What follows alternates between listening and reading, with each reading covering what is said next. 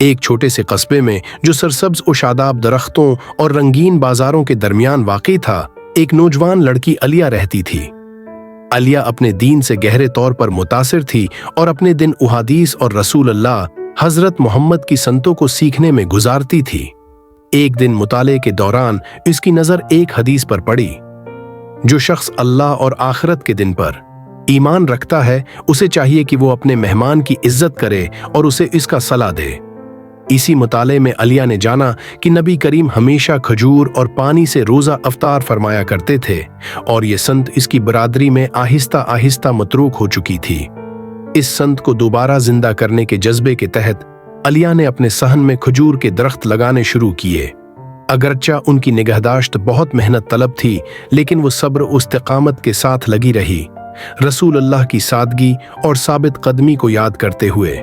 کئی سالوں کی پرورش کے بعد درختوں نے بالآخر پھل دینا شروع کیا، ایک شاندار فصل۔ علیہ نے فیصلہ کیا کہ وہ نبی کریم کے سخاوت اور مہمان نوازی کے جذبے کو مزید اپنائے گی۔ اس نے کھجوروں کے چھوٹے چھوٹے پیکٹ تیار کیے اور اپنے ہمسایوں میں تقسیم کیے، انہیں آپس میں بانٹنے اور اجتماعی زندگی کی اہمیت یاد دلاتے ہوئے۔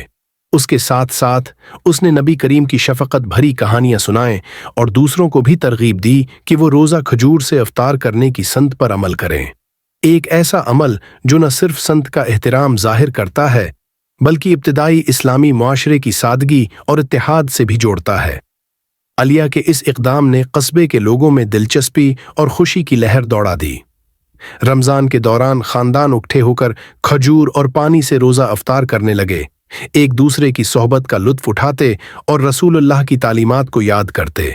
یہ سادہ سا عمل کمیونٹی میں اتحاد کے جذبے کو تازہ کر گیا اور انہیں اس بات کا احساس دلایا کہ ہمدردی اور سخاوت پر مبنی روایات کو زندہ رکھنا کتنا ضروری ہے۔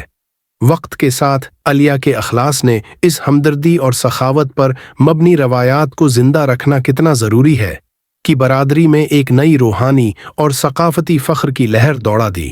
کھجور اب صرف ایک پھل نہیں رہی، بلکہ وہ نبی کریم کی دائمی حکمت اور اپنی امت سے محبت کی علامت بن گئی۔